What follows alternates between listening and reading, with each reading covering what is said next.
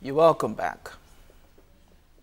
The U.S. Consul General John Bray has urged Nigerians to take a firm stand against impunity, stigma, and the culture of silence which fuel violence against women and girls in the country. He noted that curbing escalating violence against women and girls would require candid testimony by survivors and open discussion of the societal factors that perpetuate gender-based violence. I have joining me from Cleveland in the United States via Skype is the National Coordinator, Million Women March, Prof.Angela Sayles.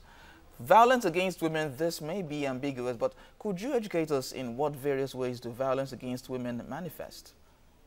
Yes, greetings. Thanks for having me.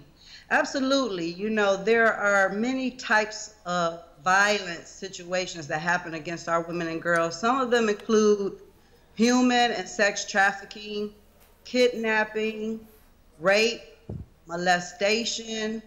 We have domestic abuse, and it's not just physical, and many times it's mental, verbal, and emotional abuse that is happening in the home. There's also financial abuse and social mobility abuse against women in society. And I would dare to add now, with the people like Black China coming to Nigeria, I would say there's image abuse of our women as well. So there's all different types of abuses that our women are dealing with. Well, financial abuse, image abuse, that seems to be a new one in the lexicon, but this certainly would have consequences. And what are these likely consequences of violence against women and girls? Well, there are a lot of consequences. A lot of women and girls, they become marginalized.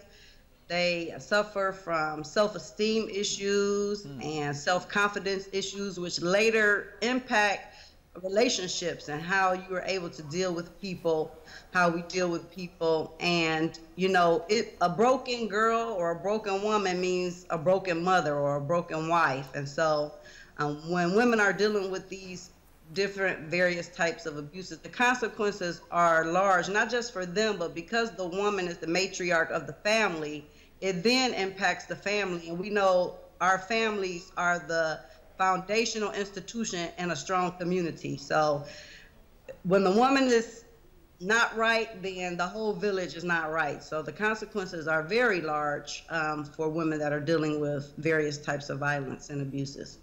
Now, in as much as violence against women is ingrained in society, it's something really bad. Now, what can be done and what is needed to end and prevent violence against women and girls especially? Yes, well, you know, what we advocate for is that we have our own institutions that focus on the health and wellness of our women, which means that, you know, we need to train our own sisters, train our own women to deal with our own issues. And we need, besides educating ourselves on the various types of violence and issues that we need to deal with and servicing ourselves, we need to learn, a lot of women need to learn self-defense. How do you protect yourself in a situation where you are vulnerable? Also, you know, we would advocate for an international 24-hour hotline where there's a woman or a girl that may be in trouble, may be in a situation that they are able to call in and get help from someone who can understand what they're going through, someone that could offer services and be able to provide resources for them. We know that there are certain organizations that exist, particularly, you know, in Nigeria and throughout the continent, a lot of NGOs, but based on our research, we found that many of those non-governmental organizations have an African woman face on them, but the people who manage and run them are typically not African. And so we want to, part of our solution is that we have institutions that are built by the African woman and African women throughout the diaspora. All right, so what actions are partner countries taking to end violence against women and girls? Are partner countries doing enough to end this scourge? Well, we know that we have international bodies, you know, such as the United Nations, who actually, you know, came up with the International Day for the Elimination of Violence Against Women throughout the world, which we just observed on November 25th. Of course, you have organizations like the World Health Organizations, but how effective are those programs, I think, are the question. So we really are advocating for our women that are on the ground, that are in the village, that are in the towns, in the cities, to be able to help one another. And so partnering with organizations like the Million Women Movement, which you may recall 20 years ago brought together over 2 million women from all over the world to help push forward services for us, and also more contemporary organizations like the Shiro International Sisterhood.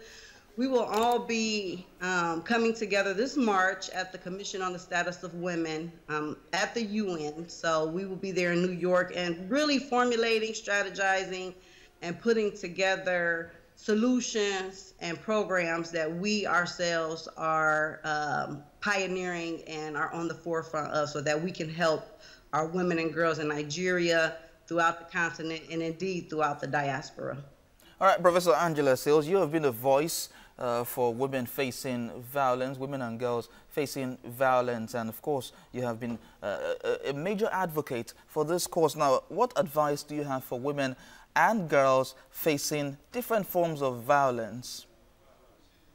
Well, any lady out there that's going through a violent situation, I would advise you to reach out.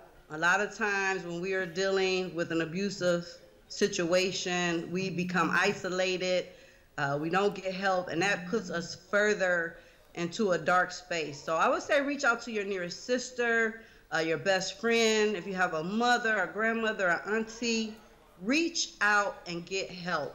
Reach out and get support in order to help you be able to get the services, or a safe place if you need to do that, for you and for your children's sake. Don't keep it to yourself. Talk about it, tell someone, and reach out to someone so that you are able to get help out of whatever situation. And also, I would advise for our young women to learn some form of self-defense so that you are able to protect yourself in a situation if something should happen to you. We must protect ourselves. We must protect our women and girls. And most of all, I would still encourage, our young ladies to just pray and love yourself, so that situations that can be avoided, we can avoid them by loving ourselves and not allowing certain abuses to happen to us. So those are the things that I would tell any young woman that may be going through an abusive situation.